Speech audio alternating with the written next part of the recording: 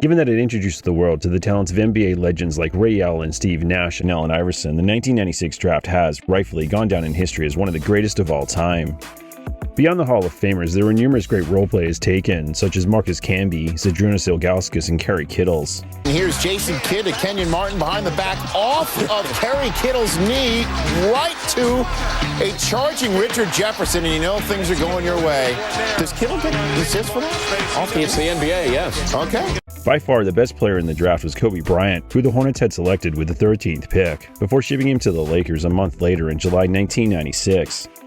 Ultimately, Kobe would play his entire career with the team from 1996 to 2016 and get the franchise 5 rings between 2000 and 2002, then again in 2009 and 2010. Los Angeles Lakers fans, here's your trophy. Thank you very much, Magic. Of course, he didn't do it alone, as he needed help from a variety of teammates. But there was one player who was by his side for each of those championships. In order to get Kobe, the Lakers had to trade their star player Vlade Divac, who had been with the team since 1989 when they selected him with the 26th pick of that year's draft. Because the early selection that the Lakers had in the 1996 draft was the 24th pick, which they ended up using on Derek Fisher. Excellent decision maker. You can see right now he's only 6'1.5", but look at the size, 200 pounds. Good point guard, good decision, left-handed, quick off the dribble. Following a respectable, though far from impressive rookie season, Fisher proved himself to be a solid role player and a borderline starter, largely due to his leadership and clutch shooting. Derek Fisher with the dagger 3. We've seen this a few times, huh? Despite his talents and playing a major role in the Lakers' three-peat in the early 2000s, Fisher would, unlike Kobe, end up representing a number of teams. Following the Lakers' 2000 three-peat, the team went into a rebuild, which led Fisher to depart the team in free agency, signing with the Warriors in July 2004 for $37 million over 6 years. Ultimately, Fisher's time with Golden State would prove to be underwhelming, as the young team struggled to compete, despite Fisher's talents and veteran leadership, which resulted in Golden State trading him to the Jazz in July 2006. Fisher spent just 1 season in Utah before he asked to be released from his contract due to personal reasons. In July 2007, the Jazz honored Fisher's request, allowing him to become a free agent, which is when he re-signed with the Lakers on a 3-year, $14 million contract.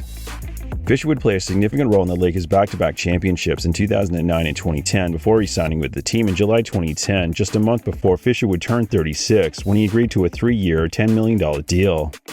Ostensibly, this would all but guarantee that, fittingly, for someone who helped the team get 5 rings, retire a Laker. However, midway through the 11-12 season, the Lakers opted to invest in youth and traded Fisher to the Rockets in March 2012. Soon after, Fisher was waived by the team, after which he signed with the Thunder for the remainder of the season. In July 2012, Fisher signed with the Mavs on a 1-year, $1 million deal. While he put up decent stats for Dallas, his time with the team only lasted 9 games when he suffered a knee injury just a month after signing with the team. This setback led Fisher to request the Mavs to release him from his contract, which the team honored. By February 2013, Fisher felt ready to return to the league and sign with the Thunder for the remainder of the season for just under $500,000. All up, he played 24 games, putting up respectable numbers for a backup point guard who averaged around 14 minutes a contest. Later, in July 2013, Fisher returned to the Thunder on a 1-year, $1 million deal. Ultimately, Fisher played all but 1 regular season game and all 19 of the Thunder's games during the 2014 playoffs before the team was eliminated in the Western Conference Finals by the Spurs in 6 games, bringing a close to Fisher's NBA career. Given how much Fisher bounced around the league, it's understandable that he wore a variety of different numbers over the course of his career. He's best known for wearing the number 2 during his time with the Lakers, which he appears to have selected purely because he was limited by the numbers that were still available, seeing as how so many had already been retired by the storied franchise. Still, Fisher would make the number his own while in Los Angeles.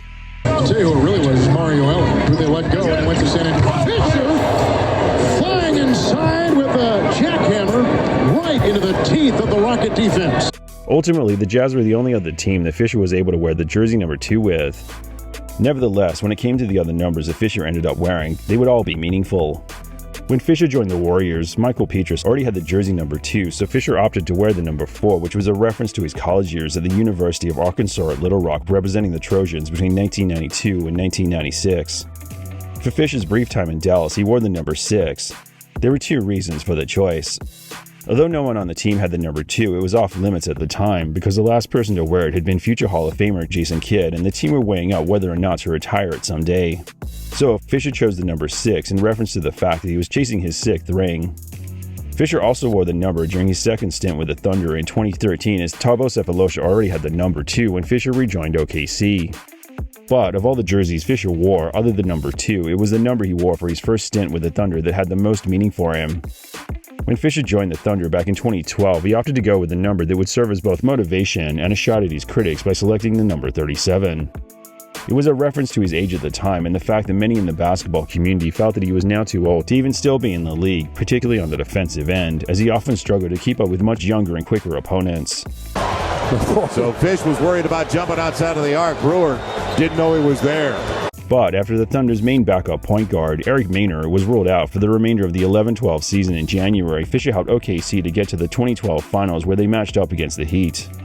Even though ultimately Miami would take the series 4-1, there's a strong likelihood that the Thunder wouldn't have even made the finals without the help of the aging veteran, which makes Fisher's choice in jersey numbers even more meaningful as an emphatic and satisfying response to his doubters.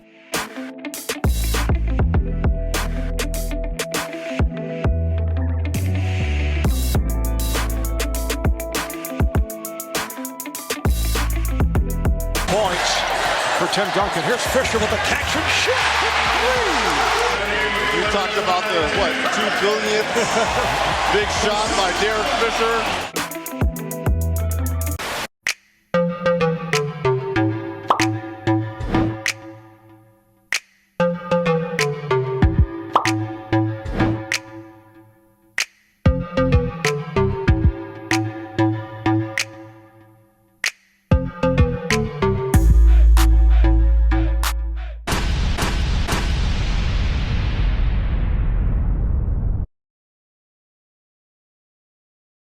Good point guard, good decision.